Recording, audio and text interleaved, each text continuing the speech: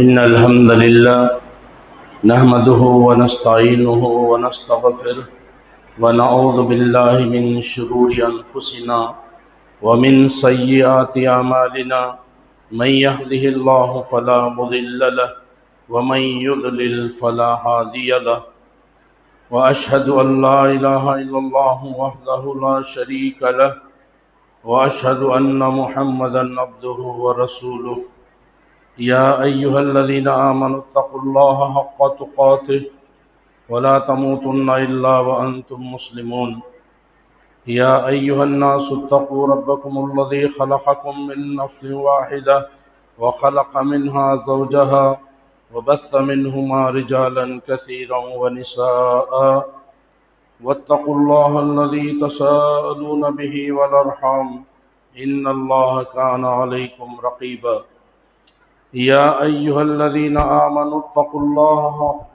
تقاته يا أيها الذين آمنوا اتقوا الله وقولوا قولا سديدا يصلح لكم أعمالكم ويغفر لكم ذنوبكم ومن يطع الله ورسوله فقد فاز فوزا عظيما أما بعد فإن خير الحديث كتاب الله وخير الهدي هدي محمد صلى الله عليه وسلم وشر الأمور محدثاتها وكل محدثة بدعة وكل بدعة ضلالة وكل ضلالة في النار. أعوذ بالله السميع العليم من الشيطان الرجيم من همزه ونفخه ونفثه. بسم الله الرحمن الرحيم. والسابقون الأولون من المهاجرين والأنصار والذين اتبعوهم بإحسان رضي الله عنهم ورضوا عنه وأعد لهم جنات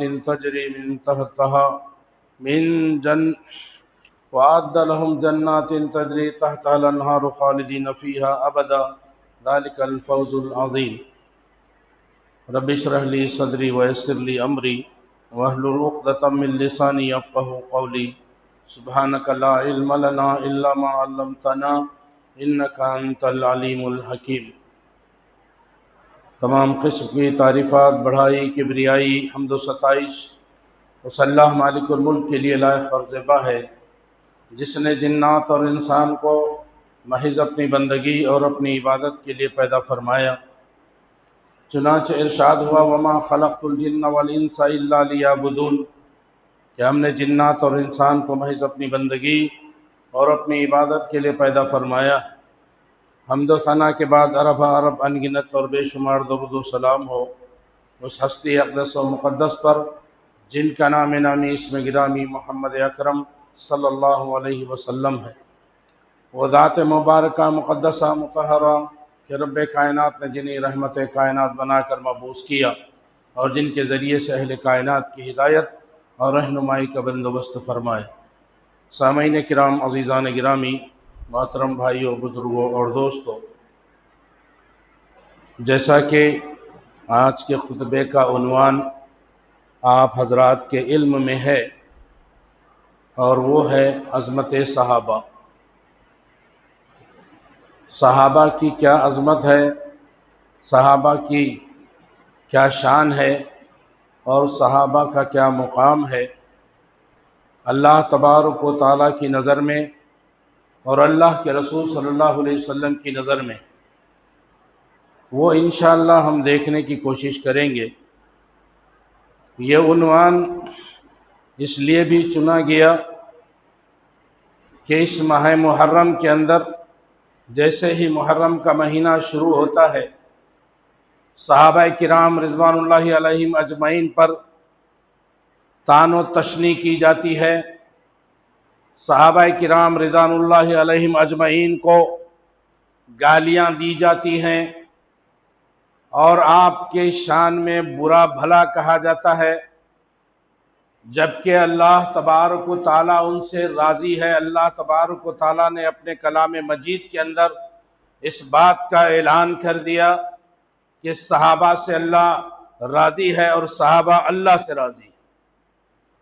اس کے باوجود تمہارا ایمان اگر قرآن پر ہے، تمہارا ایمان کتاب اللہ پر ہے، تو پھر تم قرآن کا انکار کر رہے ہو، قرآن کی توہین کر رہے ہو، اللہ کے کلام کو نظر انداز کر رہے ہیں کہ اللہ کے کلام میں موجود ان آیات کو، جن آیات کے اندر صحابہ کرام رضوان اللہ علیہم اجمعین کی تعریف اور ثنا اللہ تبارک و تعالی نے بیان کی، اور اللہ کے رسول صلی اللہ علیہ وسلم نے صحابہ کی عزت اور آپ کا مقام اور مرتبہ بتایا، اس کے باوجود آج صحابہ کو گالی گلوچ دی جاتی ہے، اور حضرت حسین رضی اللہ تعالی عنہ کی شہادت کو لے کر کے ان صحابہ کرام کو طعن و تشنیع بنایا جاتا ہے،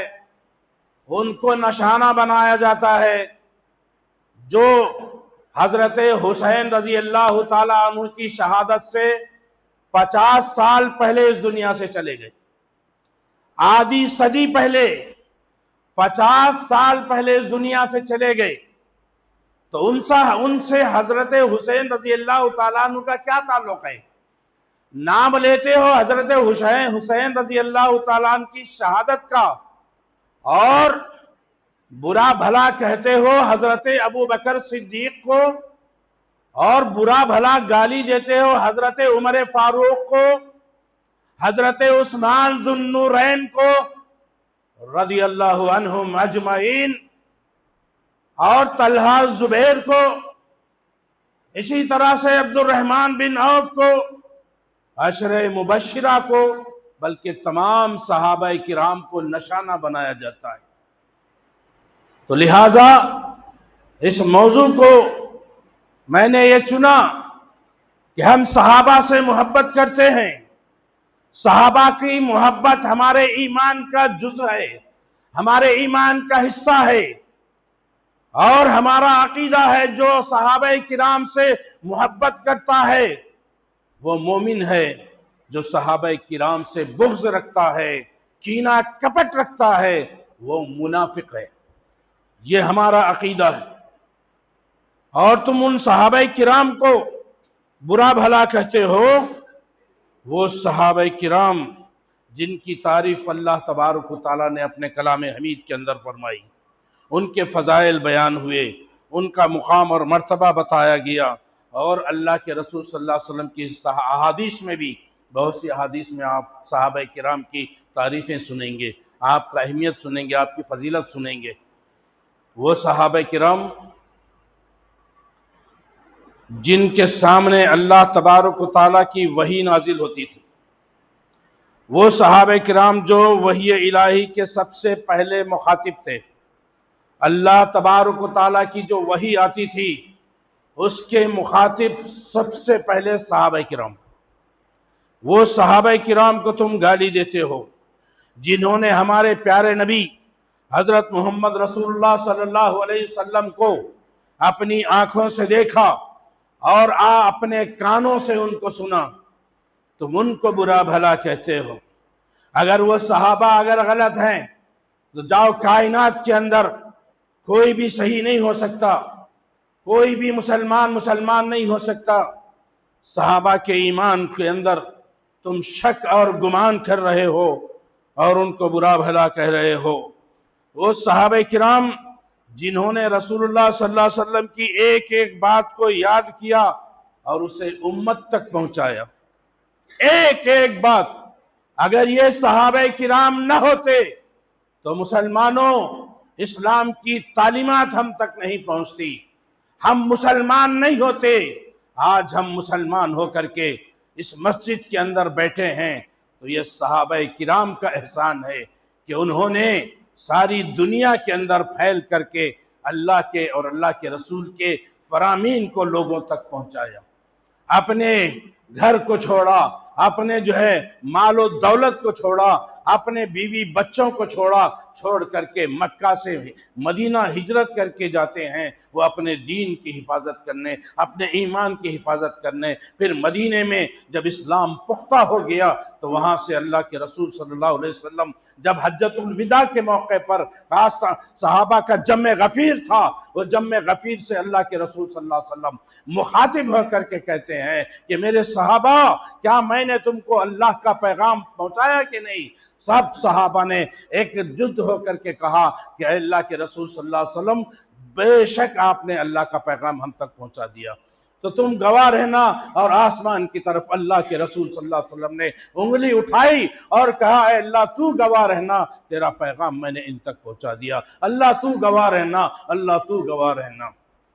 اب اس کے بعد اللہ کے رسول صلی اللہ علیہ وسلم نے فرمایا جو آج تم میں یہاں موجود ہے ان سے میں یہ بولتا ہوں، یہ کہتا ہوں، یہ میرا فرمان ہے کہ جو یہاں موجود نہیں ہیں، جو غائب ہیں، جو موجود نہیں ہیں، ان تک میرے اس پیغام کو، اس دین کو، اس دین اسلام کو پہنچانا یہ تمہاری ذمہ داری ہے۔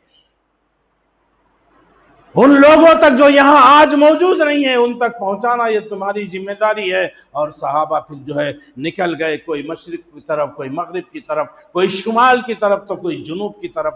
اور ایسا نہیں کہ گئے 40 دن کے لیے گئے یا 3 دن کے لیے گئے یا 4 مہینے کے لیے گئے واپس آ گئے، نہیں میرے بھائیوں، صحابہ نے اپنا جو ہے سامان باندھا اور اس نیت سے نکلے کہ جہاں ہم جا رہے ہیں وہاں پر اسلام کا جھنڈا جب تک ہم گاڑ نہیں دیتے ہم واپس آنے والے نہیں۔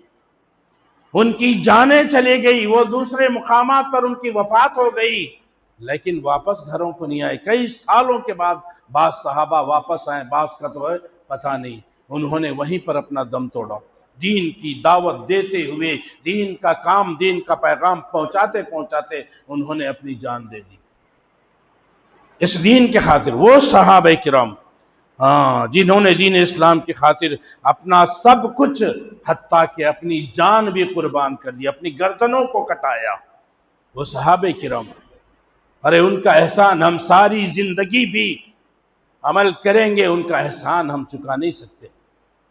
یہ احسان ہے صحابہ کرام کا، اور ایسی مثالیں صحابہ کی رہتی دنیا تک قائم رہے گی۔ ان جیسی مثال نہ ان سے پہلے کسی کی تھی اور نہ ان کے بعد قیامت تک صحابہ جیسی مثال کوئی قائم نہیں کر سکتا۔ جب یہ صحابہ جاتے ہیں راستے میں تو نصرانیوں کا یہ کہنا ہے کہ ہمارے جو عیسیٰ علیہ السلام کے جو حواری ہے ان سے بھی یہ صحابہ بہتر ہے، نصرانی کہتے ہیں ان کو دیکھ کر کے، ان کے اخلاق کو، ان کے کردار کو، ان کے ایمان کو، ان کی چال ڈھال کو، ان کے جو ہے رویے کو، ان کے اخلاق کو دیکھ کر کے کہتے ہیں کہ ہمارے نبی کے جو حواری ہیں وہ بھی جو ہے ان سے بہتر نہیں ہے بلکہ یہ ان سے بہتر ہے۔ اللہ، تو یہ صحابہ کرام کے فضائل اور مناقب جو ہے ذکر کرنے سے پہلے یہ بات بتانا چاہتا ہوں کہ صحابی کسے کہتے ہیں، صحابی کسے کہا جاتا ہے۔ صحابی کی تعریف یہ ہے کہ وہ شخص جو اللہ کے رسول صلی اللہ علیہ وسلم کو اپنی آنکھوں سے دیکھا اور آپ پر ایمان لے آیا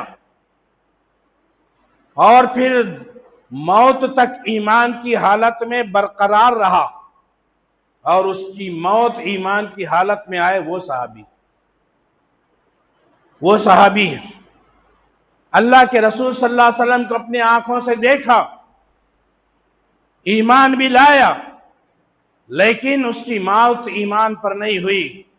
بعض لوگ جو اللہ کے نبی کے ہاتھ پر اسلام لائے، نبی صلی اللہ علیہ وسلم کی وفات کے بعد کچھ لوگ جو ہے مرتد ہو گئے، اسلام سے پھر گئے، تو وہ صحابی نہیں کہلاتا۔ تو مرتد ہونے کی وجہ سے حضرت ابو بکر صدیق رضی اللہ تعالیٰ عنہ ان کے خلاف جنگ کا اعلان کیا، جنگ کرنا پڑا۔ تو جو صحابی ایمان لائے اور ایمان کی حالت میں ہی ان کی موت ہوئی تو وہ صحابی کہلاتے ہیں، ورنہ صحابی نہیں۔ اللہ تبارک و تعالیٰ نے سورہ توبہ کی جو آیت میں نے آپ حضرات کے سامنے تلاوت کی، اللہ تبارک و تعالیٰ نے قرآن کے اندر کئی جگہوں پر صحابہ کرام کی شان میں آیتیں نازل فرمائی، صحابہ کرام کے فضائل بیان کیے، آپ کا مقام اور مرتبہ بیان کیا۔ تو بہت سی جگہوں پر اللہ نے قرآن میں کیا، لیکن انشاءاللہ 4 آیتیں یہاں پر صحابہ کرام کی شان میں آپ حضرات کے سامنے پیش کروں گا۔ یہ پہلی آیت سورہ توبہ کی آیت نمبر 100۔ اللہ تبارک و تعالیٰ فرماتے ہیں وَالسَّابِقُونَ الْأَوَّلُونَ مُهَاجِرِينَ وَالْأَنصَارِ وَالَّذِينَ اتَّبَعُوهُم بِإِحْسَانٍ رَضِيَ اللَّهُ عَنْهُمْ وَرَضُوا عَنْهُ، جو اسلام لانے میں پہل کیے، یعنی سب سے پہلے اسلام ایمان لانے والے اور سب سے پہلے ہجرت کرنے والے اور انصار، ہجرت کرنے والے مہاجر مکہ والے، اور انصار جو مدینے والوں کو انصار کہا جاتا ہے، تو انصاروں میں جو سب سے پہلے ایمان لانے والے ہیں اور مکہ والے جو ایمان لائے اور ہجرت کرنے میں سب سے پہلے ہیں وہ، اور پھر ان کی پیروی کرنے والے، ان کی پیروی کرنے والے کون؟ صحابہ کرام رضوان اللہ علیہم اجمعین کے بعد جتنے لوگ، جو لوگ بھی صحابہ کی پیروی محبت کے ساتھ کریں گے، ان تینوں لوگوں سے اللہ تبارک و تعالیٰ فرمایا رضی اللہ عنہم ورضوا عنہ، وہ اللہ سے راضی ہیں اور اللہ ان سے راضی۔ اللہ اکبر۔ جب اللہ کسی سے راضی ہو گیا تو اور کیا چاہیے؟ اور کیا چاہیے؟ سمجھو جنت کی سرٹیفکیٹ اس کے ہاتھ میں دے دی گئی۔ یہ صحابہ کے لیے اللہ نے کہا، اور صحابہ جیسی زندگی آج میں اور آپ بھی گزاریں گے، صحابہ کی اخلاق کو اختیار کریں گے، صحابہ جیسا ایمان لائیں گے، صحابہ جیسا عمل کریں گے، تو اللہ فرما رہے کہ ہمارے ساتھ بھی اللہ راضی ہوگا۔ اللہ اکبر۔ ہم صحابہ جیسی زندگی گزاریں گے کہ نہیں گزاریں گے؟ ہم مومن مسلمان اپنا دعویٰ کرتے ہیں، لیکن صحابہ جیسا عمل، صحابہ جیسا ایمان ہمارا نہیں۔ صحابہ جیسا ایمان ہونا، اللہ تعالیٰ فرما دیے صحابہ جیسا ایمان لاؤ تو تم ہدایت پاؤ گے، تم کامیاب ہوگے، تم مراد کو پہنچو گے، تم جنت حاصل کرو گے۔ صحابہ جیسا ایمان ہونا، جب صحابہ جیسا ایمان لائے تو پھر صحابہ جیسا عمل بھی جو ہے ہم کر سکیں گے، لیکن ہمارا ایمان صحابہ جیسا نہیں ہے، اس لیے ہمارے اندر عمل بھی کھوکھلا، ایمان بھی کھوکھلا، عمل بھی کھوکھلا ہمارا، ایمان بھی ہمارا کھوکھلا، صحابہ جیسا نہیں ہے۔ کہاں ہے صحابہ جیسا؟ گردنیں کٹانے کے لیے نکل، ہتھیلی میں جان پکڑ کے میدان میں کود جاتے تھے اس دین کے خاطر، دین کی سربلندی کے لیے۔ ہم تو مسجد تک آنا بھی ہم سے نہیں ہو سکتا، جہاد میں کیا جائیں گے؟ یہ گردنیں ہم کیا کٹائیں گے؟ صحابہ جیسا ایمان نہیں ہے نا، اسی لیے آج ہمارا ایمان ہمیں مسجد تک بھی لے کر کے نہیں آتا ہے۔ مسلمان مسجد تک بھی لے کر کے نہیں آتا۔ صحابہ سے محبت ہے تو ایک وقت کی بھی نماز مت چھوڑیے، صحابہ جیسا ایمان بنے گا، صحابہ جیسا عمل بنے گا۔ ہم کتنی نمازیں چھوڑ دیتے ہیں، کہاں ہے مسجد کے اندر لوگوں کی جو ہے تعداد کتنی ہے، ہم دیکھتے ہیں۔ صحابہ جیسا ایمان بنائیے مسلمانوں۔ اللہ فرما رہے تو اللہ ان سے راضی اور ان سے راضی۔ وَأَعَدَّ لَهُمْ جَنَّاتٍ تَجْرِي تَحْتَهَا الْأَنْهَارُ، ان کے لیے اللہ تبارک و تعالیٰ نے جنت کو تیار کر رکھا۔ ہاں، مہاجرین جیسا ایمان، انصار جیسا ایمان، ان کی پیروی تم کرو گے تو اللہ تبارک و تعالیٰ صحابہ سے تو راضی ہے ہی، چاہے وہ مدینے کے انصار ہو یا مکے کے مہاجر ہو، دونوں سے اللہ راضی ہو گیا۔ تیسری قسم ہماری ہے، صحابہ کے بعد سے آنے والے قیامت تک جتنے لوگ آئیں گے جو صحابہ کی پیروی کریں گے اخلاص کے ساتھ، تو ان سے بھی اللہ راضی ہوتا ہے۔ ان کے لیے بھی اللہ تعالیٰ کہتے ہیں کہ میں نے جنتیں تیار کر کے رکھی ہیں جس کے نیچے نہریں جاتی ہیں۔ اور ذالک الفوز العظیم، اور یہ جو ہے سب سے بڑا جو ہے عظیم کامیابی ہے۔ عظیم کامیابی یہی ہے کہ میرے بھائیوں صحابہ کو آئیڈیل بنائیے۔ صحابہ کو آئیڈیل، ہم صحابہ کو گالی نہیں دیتے، ہم میں سے کوئی بھی گالی نہیں دیتا، برا بھلا نہیں کہتا۔ دینے والے کہتے ہیں شیعہ رافضیوں نے جو ہے صحابہ کرام کو جو ہے طعن و تشنیع بنایا، گالی گلوچ کرتے ہیں، یہ محرم کا مہینہ آتا ہے تو، لیکن ہم نہیں کرتے وہ کام۔ لیکن ہمارا عمل بھی تو نہیں ہے نا، ہم برا بھلا نہیں کہتے، گالی بھی نہیں دیتے، ان کے اوپر ہمارا اچھا عقیدہ ہے، لیکن ان کے جیسا ایمان لاؤ بول رہا اللہ تعالیٰ، ہم کیا کریں؟ ان کے جیسا ایمان نہیں ہے، ذرہ بھی نہیں ہے، ایک کونے میں بھی نہیں صحابہ جیسا ایمان کہیں پہ بھی ہمارے کونے میں نہیں۔ تو اس آیت کے اندر اللہ تبارک و تعالیٰ نے 3 قسم کے لوگوں کا جو ہے وہ ذکر فرمایا، اور ان تینوں کو اللہ تبارک و تعالیٰ جو ہے جنت کی بشارت دے رہے ہیں، اور اللہ راضی ہے ان سے۔ اور اللہ تبارک و تعالیٰ صحابہ کرام کی تمام لغزشوں کو معاف کر دیا، تمام ان کی برائیوں کو، ان کے غلطیوں کو، اگر ان سے کچھ غلطی ہو گئی، برائی ہو گئی، اللہ نے معاف کر دیا، اللہ معاف کر دیا۔ تو ان کے بارے میں کچھ سوچنے کے لیے وہ ہے، آج جو ہے شیعہ نہیں، بعض ہمارے سنی حضرات میں بھی کچھ لوگ ایسے ہیں جو صحابہ کرام کی جو ہے غلطیوں کو جو ہے پکڑتے ہیں، انہوں نے ایسا کیا، انہوں نے ایسا غلط کیا، انہوں نے ایسا غلط کیا۔ نہیں میرے بھائیوں، اللہ نے صحابہ کی غلطیوں کو معاف کر دیا، اور تمام صحابہ، ہمارا عقیدہ ہے تمام کے تمام صحابہ جنتی ہیں، تمام کے تمام صحابہ۔ غلطی بھی ہے تو اللہ معاف کر دیا۔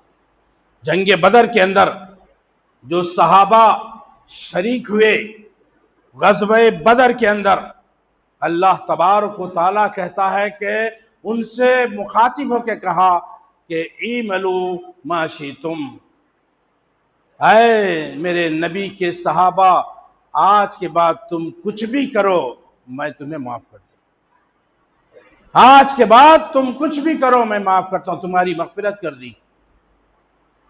ایک شخص صحابی رسول ہے، وہ ایک مرتبہ نبی صلی اللہ علیہ وسلم صحابہ کے بارے میں جاسوسی کر کے مکہ میں جو ہے خبر پہنچائی کہ یہاں پر جو ہے پلاننگ ہو رہی، اس پلاننگ کو وہاں پر پہنچائے۔ صحابی رسول ہے، اور بدر کے صحابی ہیں، غزوہ بدر میں شامل ہونے والے۔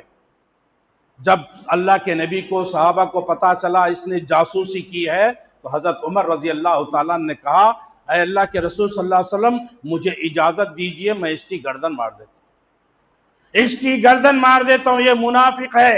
اللہ کے نبی صلی اللہ علیہ وسلم نے کہا نہیں، یہ بدری صحابی ہے، بدری صحابی ہیں، اور اللہ تبارک و تعالیٰ نے بدر کے تمام صحابہ کو معاف کر دیا، ان کی مغفرت کر دی۔ تو بعد میں جو ہے ان سے پوچھا گیا تم نے ایسا کیوں کیا؟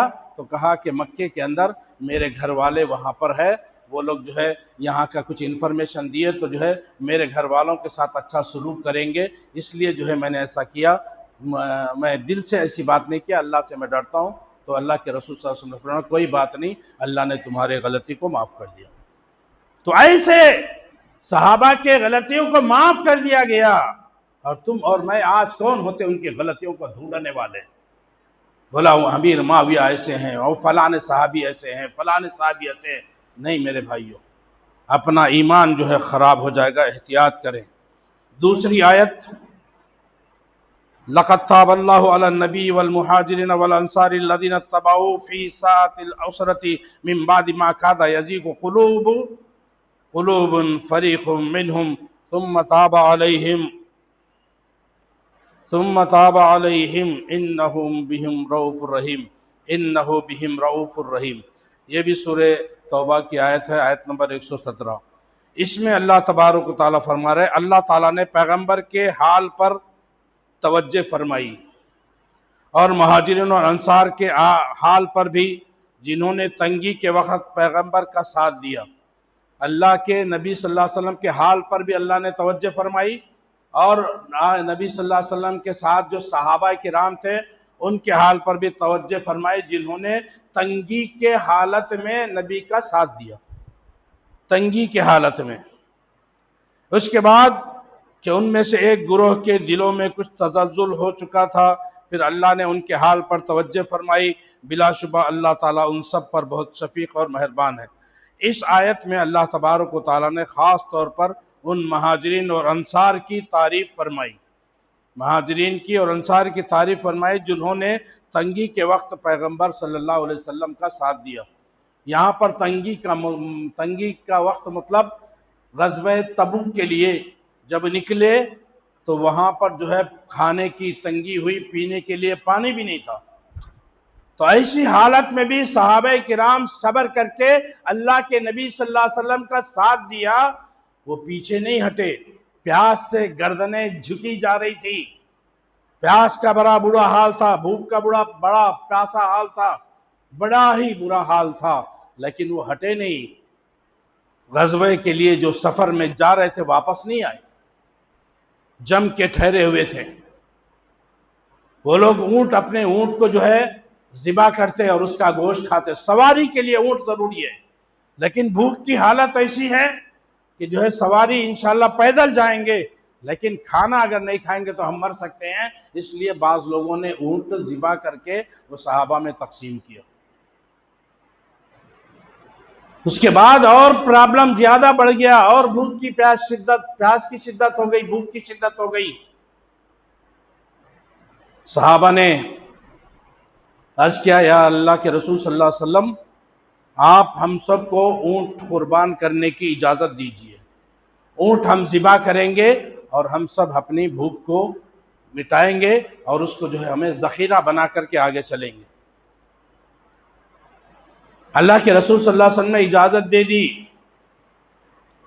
عمر رضی اللہ تعالیٰ عنہ آیا، اللہ کے رسول صلی اللہ علیہ وسلم، آپ نے اونٹاں ذبح کرنے کی اجازت دے دی، اگر یہ لوگ اونٹ ذبح کر دیں گے تو پھر سواری کیسے ہوگی؟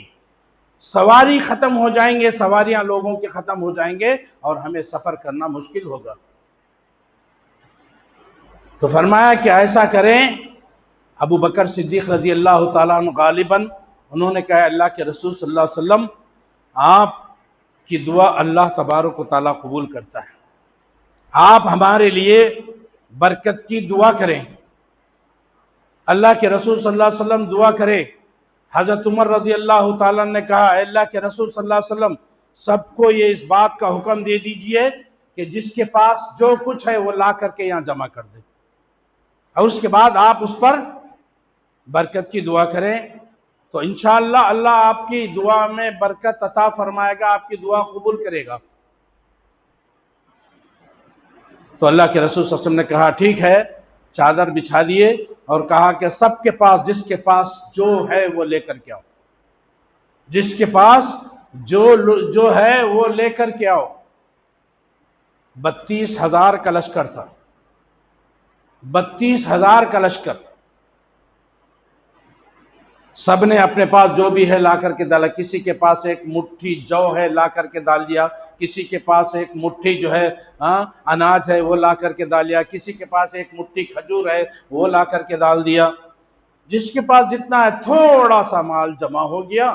اب اللہ کے نبی صلی اللہ علیہ وسلم نے دعا کی، برکت کی دعا کی، اللہ نے اس مال کے اندر، اس اناج کے اندر ایسی برکت دی کہ سارے صحابہ جو ہے وہ کھا لیے، سارے صحابہ اس میں سے کھا لیے، اور اللہ کے نبی نے کہا اس میں سے تم جو ہے اپنے اپنے برتنوں میں بھی لے کر کے جاؤ۔ اللہ اکبر، اللہ اکبر، اللہ تبارک و تعالیٰ کیسی برکت دی ہے۔ 32,000 کا لشکر، اللہ اکبر۔ یہ جو ہے صحابہ کرام کی زندگیاں، اور ہم شدید گرمی کا موسم تھا جب اس وقت حضرت عمر رضی اللہ تعالیٰ کہتے ہیں کہ گرمی کا موسم تھا، سخت گرمی، پانی کی قلت تھی، پانی نہیں تھا پینے کو، کھانے کو کھانا نہیں تھا، ایسی حالت تھی۔ وہاں پر اللہ تبارک و تعالیٰ نے نبی کی دعا میں برکت دی اور ہمیں جو ہے اللہ تبارک و تعالیٰ کھلا دیا، پلا دیا۔ حضرت ابو ہریرہ رضی اللہ تعالیٰ روایت کرتے ہیں، ہم غزوہ تبوک میں نبی کریم صلی اللہ علیہ وسلم کے ساتھ تھے، اس دوران بھوک بہرحال، چنانچہ فوج کے تمام افراد نے اپنے اپنے برتن خوب بھر لیے اور سب نے پیٹ بھر کر بھی کھانا کھایا۔ پھر رسول اللہ صلی اللہ علیہ وسلم نے کہا، میں گواہی دیتا ہوں کہ اللہ کے سوا کوئی معبود برحق نہیں، اور میں اللہ کا رسول ہوں۔ جو شخص بھی ان دو گواہیوں کے ساتھ اللہ سے ملے گا اور اسے ان کے بارے میں کوئی شک نہیں ہوگا تو اللہ اسے ضرور جنت میں داخل کرے گا۔ جو یہ کہے گا کہ اللہ سے اس حالت میں ملے گا کہ اس کا ایمان ہے اللہ کے علاوہ کوئی معبود برحق نہیں ہے، اس کا کوئی شریک نہیں ہے، اور میں اللہ کا رسول ہوں، اس بات کو مانتا ہے، اسی ایمان کے ساتھ اگر وہ اللہ تبارک و تعالیٰ سے ملاقات کرتا ہے، جب ملاقات کرے گا اللہ اس کو جنت میں داخل کرے گا۔ اللہ کو ایک ماننا، اس کے ساتھ کسی کو شریک نہیں کرنا۔ بولے میں اللہ کو ایک مانتا ہوں لیکن بابا کو بھی مقام دیتا ہوں، نہیں، تجھے جنت نہیں ملے گی۔ بابا تیرے جیسا انسان ہے، اگر اس کے اندر تقوی تھا، وہ تیرے سے زیادہ نیک تھا، تو اس کا جو مقام ملنے والا ہے اللہ اس کو دے دے گا، لیکن وہ قبر کے اندر سے تیری کوئی مدد نہیں کرے گا۔ یہ ایمان پختہ بناؤ، آپ کتنی بھی نمازیں پڑھ لو، روزے رکھ لو، حج کر لو، صدقہ خیرات کر لو، لیکن اللہ کے ساتھ کسی کو شریک ٹھہراتے ہو تو آپ کے تمام اعمال ضائع اور برباد ہو جائیں گے، اور قیامت کے دن آپ نقصان اٹھانے والوں میں ہوں گے۔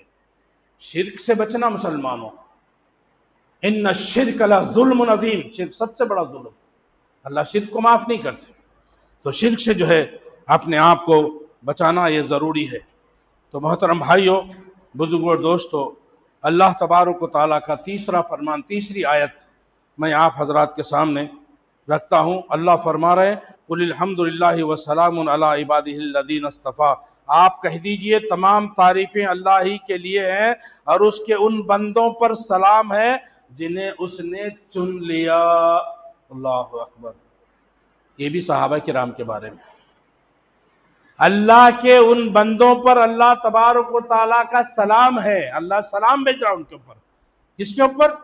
صحابہ کرام کے اوپر۔ یہ عظمت ہے صحابہ کی، یہ شان ہے صحابہ کی، یہ مقام ہے، اللہ آسمانوں کے اوپر سے ان کے اوپر سلام بھیجتا ہے، سلامتی بھیجتا ہے، ان پر سلام ہے جنہیں اس نے چن لیا۔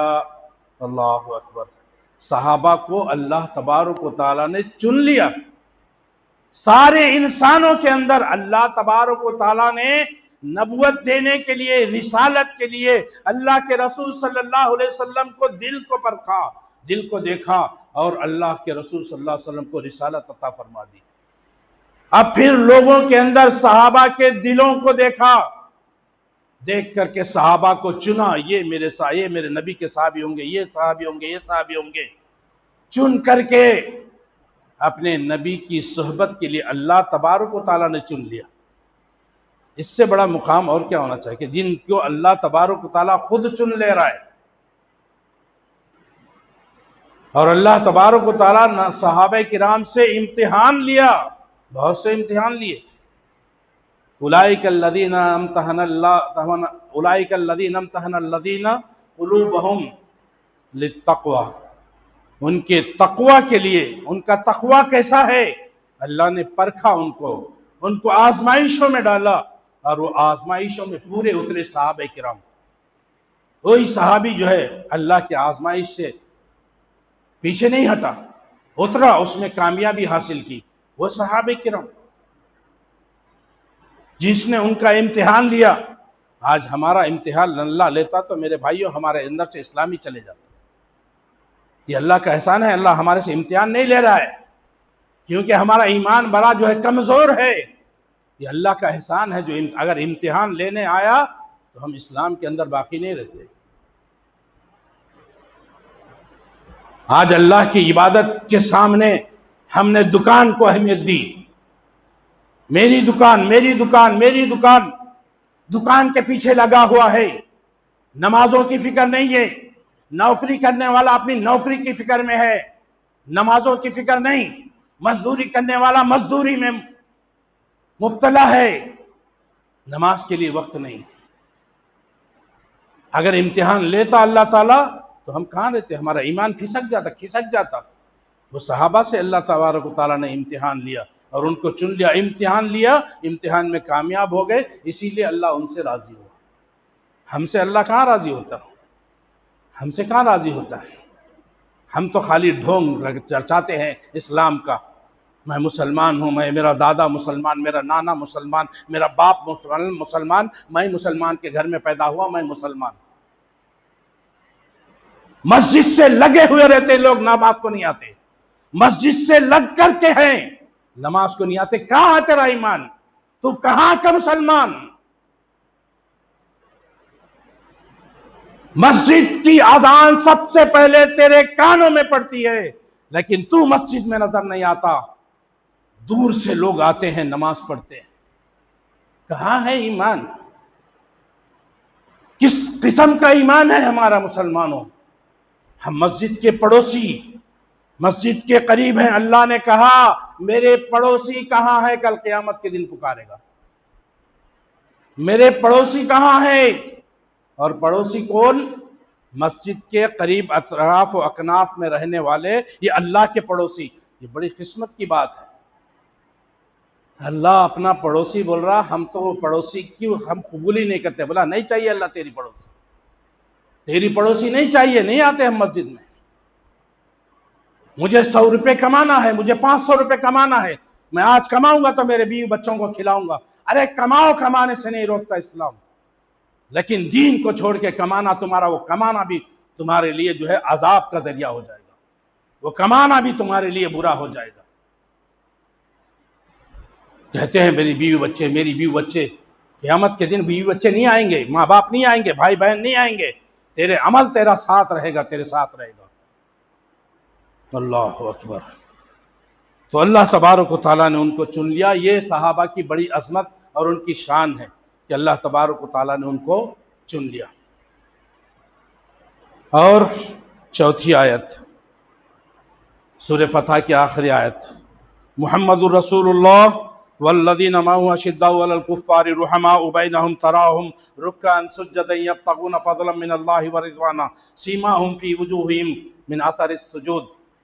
اللہ تبارک و تعالی لمبی آیت ہے، اس میں فرما رہے محمد صلی اللہ علیہ وسلم اللہ کے رسول ہے، محمد الرسول اللہ، محمد اللہ کے رسول ہیں صلی اللہ علیہ وسلم، اور ان کے ساتھ جو ہیں وہ کافروں پر سخت ہیں، کافروں پر سخت ہیں۔ ہم کافروں سے دوستی کرتے ہیں، دلی دوستی کرو، ظاہری دوستی، کافروں سے ظاہری دوستی ہے، دل سے دوستی کرنے سے منع کیا اللہ تبارک و تعالیٰ نے، یہ کافر تمہارے دشمن ہیں۔ اور آپس میں ہمدرد ہیں، رحم دل ہیں، آپس میں صحابہ ایک دوسرے سے ہمدرد اور رحم دل ہیں، لیکن کافروں پر جو ہے سخت ہیں۔ اور کیا فرمایا اللہ تعالیٰ؟ سجدوں کی، اللہ کے فضل اور رضامندی کی جستجی میں ہے، ہمیشہ اللہ کو راضی کرنے کی فکر ان کے اندر ہے، اللہ کی رضامندی کی جستجو کوشش کرتے رہتے ہیں ہمیشہ ہمیشہ، تو ہم نہیں کرتے۔ اور سجدوں کے اثر سے ان کی نشانی ان کے پیشانیوں پر عیاں ہے، ان کے پیشانیوں پر سجدے کی نشانی ان کے اوپر جو ہے نظر آ رہی ہے۔ اور اس کے بعد ان کی مثال اللہ تبارک و تعالیٰ نے قرآن سے پہلے تورات میں بھی بیان کی اور انجیل میں بھی بیان کی۔ دیکھیے صحابہ کے بارے میں بول رہا اللہ تعالیٰ، یہ صحابہ کی شان ہے، یہ صحابہ کا مقام اور مرتبہ ہے۔ اللہ تبارک و تعالیٰ ہمیں صحابہ کرام کی عظمت اور ان کی شان، ان کے مقام کو جاننے کی ہمیں توفیق عطا فرمائے، اور پھر ان کی عظمت کو، ان کی شان کو، ان کے مقام کو جان کر کے ان جیسا ایمان بنانے اور ان جیسے اعمال کرنے کی ہمیں توفیق عطا فرمائے۔ اور اے اللہ ہم سب کو ہمارے گناہوں کو معاف فرما، اور جو ہم میں سے نماز سے دور ہیں ان کو نماز پڑھنے کی توفیق عطا فرما، خصوصاً ان لوگوں کو جو مسجد کے قریب ہے، وہ ان کے اوپر سخت عذاب ہوگا، یاد رکھ لیجئے۔ مسجد کے قریب ہے، اذان ان کے کانوں میں سب سے پہلے پہنچتی ہے، اور وہ مسجد میں نہیں آتا، وہ مسجد میں نہیں آتا۔ میرے بھائیو، جان بوجھ کر کے ایک نماز بھی جو چھوڑ دیتا ہے، اللہ کے نبی نے اس کو کفر کہا ہے، میں نہیں کہتا۔ من ترک الصلاۃ متعمدا فقد کفر، جس نے جان بوجھ کے ایک نماز بھی چھوڑی اس نے کفر کیا، وہ کفر میں چلا گیا۔ پسند ہے کفر، پسند ہے تو مسجد میں مت آئیے۔ سختی سے بولتا ہوں، میں معافی چاہتا ہوں میرے بھائیو، یہ تمہارے ایمان کی حفاظت کرنے کے لیے میں جو ہے مجھے تکلیف ہو رہی ہے، مجھے تکلیف ہو رہی ہے۔ مسجد تو بنا دی شب بھر میں ایمان کی حرارت والوں نے، من اپنا پرانا پاپی ہے، میں اب بھی مسلمان بن نہ سکا۔ بہرحال مسجد تو بنا دی ہے، لیکن مسجد کو آباد کرنا، بنانا بڑی بات نہیں ہے۔ مسجد بنا سکتے ہیں، کوئی بھی بنا سکتے ہیں، لیکن اس کو آباد کرنا بڑی بات ہے۔ اور آباد کون کرتے؟